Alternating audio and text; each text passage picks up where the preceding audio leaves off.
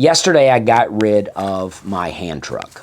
Now I had this hand truck for a really long time, and I'm going to get into what that hand truck meant to me and the story of that hand truck. But first, I'd like to talk about when I first got introduced into a hand truck. Now, if you don't know what a hand truck is, it's some people call it a dolly.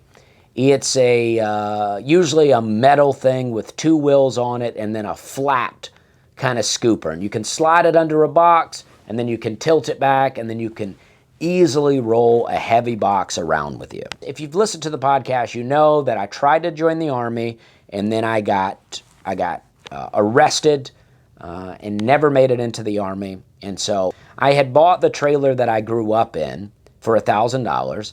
And so I got arrested, I wasn't getting into the Army, and I decided to move into the trailer. And I was working at Office Depot, which is where I was first introduced to a hand truck. Now, I spent about 2 years, I think, working at the Office Depot in Opelika. And I was a stocker when I first got there, and that's where I was using a hand truck. I had a little weight belt that I had, like the suspenders that goes around the thing, because I was lifting a lot of stuff, and I'd be, putting those big boxes of paper on the hand truck and bringing it around front, and I was doing all kinds of stuff like that. I was the, stocker, and then there was a computer guy, and then there was a furniture person, and I would go in sometimes on drugs, and I would stock the pen aisle. The pen aisle was always a great place to go if you were, doing a little CBD and were feeling a bit paranoid.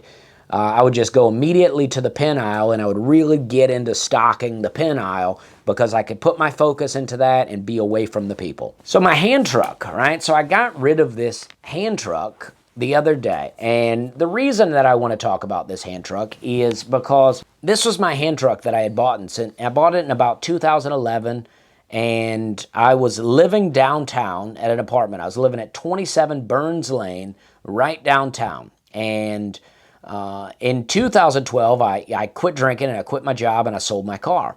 So what I did was I had, in this vicinity, I had 27 Burns Lane, where I lived, and then I had Big Gun Burger, where I hosted my open mic at. I had Theater 99 over here, I had Hyman's down here, and I had Yo Burrito over here, where I hosted trivia at. I could walk to all of those places. Everything that I did, I could walk to. But at Yo Burrito, I had trivia equipment that I would host every Thursday. I would take my trivia equipment down. So I would load my trivia equipment up on this hand truck, and I would take it down 2 flights of stairs in the apartment complex I lived in, and then I would wheel it down to Yo Burrito, set up, and host trivia. And at Big Gun, I would set up the whole thing. I would move the benches down. They had a couple of church pews in there that they had set up for, for people to just sit and eat, and I would move them down slightly, and then I would move in a wooden stage that I had built. They would let me store it out back, but I built the stage, and I would bring it into the room and set it up, and then I would wheel down my speakers. I would load my big speakers and soundboard onto this hand truck, and I would carry it down 2 flights of stairs, and then I would wheel it into Big Gun, and then I would set up, and then I would do my 2-hour show, roughly 2 hours, sometimes more, and then I would load it back up onto the hand truck, and then I would take it home, and I would wheel it up 2 flights of stairs, and then into my room. And then and this is, I didn't have a car. I would carry everything on this hand truck. I remember taking this hand truck with me before to do laundry. I would take it down to the laundromat with me. This hand truck, really meant a lot to me. It seems silly, I know, but it meant a lot to me because at the time, from 2012 to 2014, the last 2 years I lived in Charleston, I didn't have a car, and so I rode a bike everywhere. And so this hand truck was, that was basically my truck, and I've held on to it with a flat tire. I've made a couple of moves since then, but, Big Gun, and then I want to talk a little bit about Big Gun, just in reference to the hand truck. I mean, the hand truck was what got me the setup to get it done, but Big Gun was an open mic I started hosting. Big Gun began to be the open mic that I really, really loved hosting. What I would do is I would do improv at Theater 99 on Wednesday, and then after the show, I would tell everybody to come down to the open mic. So around 10:30 is when I would start the open mic. I would already have everything set up before I went to do improv, and then after improv, a lot of the audience would come down, a lot of the comedians would come down, and we would all do this show. All right, once again, welcome to the Big Gun Show. My name's Dusty Slade. This is the open mic for Wednesday night. I appreciate you guys coming out. We got a lot of comics lined up for you. And if anybody out there would like to do comedy, you want to tell a joke, please just see me and we'll get you put on the list. You'll be way later, but we'll put you guys on the list. And I started, I started the open mic as a drinker, and I would get wasted, and then it would just, and then, then I'd go to work on Thursday, hungover every day. But I stopped drinking while hosting Big Gun, and that's when it really got good. My friend Tom Michael, T-Mike, he lives in Denver now, he said, I want a DJ for you. And this was before I had my own setup. He started DJing for me, and it was amazing. We had intro music for everybody. I mean, it was big time. And then my friend Nathan Durfee, he made a background for me, a backdrop for Big Gun. So that my idea for that was when people would come to town and film their sets at Big Gun, they had this backdrop. So it was an advertisement for my show, but also an advertisement for the restaurant. And I want to show, I'm going to show a video of me doing comedy at Big Gun. But I quit drinking recently, and I always think it's funny when you quit drinking, people always think something's wrong, you know?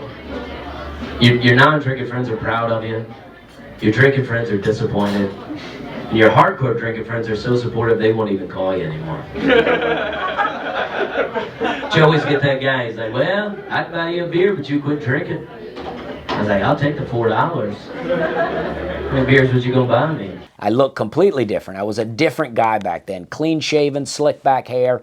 Even once when I won Best Local Comic in Charleston, I got my picture taken at Big Gun because I wanted to promote Big Gun. As I was editing this, I thought, I can't just drop this picture in there and not talk about it a little bit. This picture, this was me, clean shaven. My hair was a little longer, but I still was slicking it back. I probably, just needed a haircut that day. But I didn't get one in preparation for the picture. And then this shirt I'm wearing, I had gotten that at a thrift store in Greenville, South Carolina. And I thought that was the coolest shirt ever. And every time I would wear it, people would just, soundly reject it. They were like, not that shirt. That's not going to be the one. I tried to do stand-up in that one night at Theater 99, and I came from the back wearing the shirt, and people were just like, no. They're like, I'm not having it. And so eventually I got rid of the shirt, but I loved it, and this was a picture that the Charleston City paper would use for everything all the time. And I always hated this picture, but I'm not going to let it go. I mean, this is what I used to do. Every month I would do a show at Theater 99. So I'd print up hand flyers, just small handbills, small enough to fit 4 onto a regular size sheet of paper. And then I would cut them into 4 things. And so I would have my advertisement for my monthly show on the front. And then on the back, I would have the advertisement for Big Gun. And I would carry these in my pocket all the time. People would be like, when's your next show? I'm like, well, I'm doing a show at Theater 99 on March 1st. But every Wednesday, I'm doing a show at Big Gun, and then I would hand them a flyer. And that show really started to pick up. I brought so much business to Big Gun. I brought the people from Theater 99 to Big Gun. It became kind of the official after-party spot. I brought all the people that I used to work with at Hyman's to Big Gun, and it started to really become a hot spot, and it was great. Yo Burrito was also a big deal for me. Yo Burrito was where I hosted trivia for many years. I would take my hand truck and I would wheel the equipment down there. And Yo Burrito had a few big moments for me. That was my first official trivia gig. That's where I was, and I dated a girl that bartended at Yo Burrito for a while. We were both too big of alcoholics to make that work, but we had some good times. The girl that I used to date from the Spectracide days. If you've listened to that podcast, I forget the fake name I gave her at that time, so I don't know how I would refer back to it. But when we broke up the first time, I remember running into her on the streets of Charleston on a Saturday when I was walking down to Yo Burrito during the day to drink alone. I saw her and offered to, I said, hey, you want to go drink? And we drank together, had a few margaritas and a shot of tequila in Yo Burrito, and then started making out by the bathroom. And that's what started our second round of dating. I remember hosting trivia at Yo Burrito, and then we would go into the back and shotgun beers with the kitchen. I put on a comedy show one time at Yo Burrito, and Yo Burrito was also the place that I had my last drink. I had my last beer in Yo Burrito. You know, so it's just great. And Theater 99 is where I got my start in comedy. So all of these places was how I ended my time in Charleston. And that hand truck was a part of it. That hand truck played a role. So I'm sad to see that hand truck go. Okay, I'm taking this pallet jack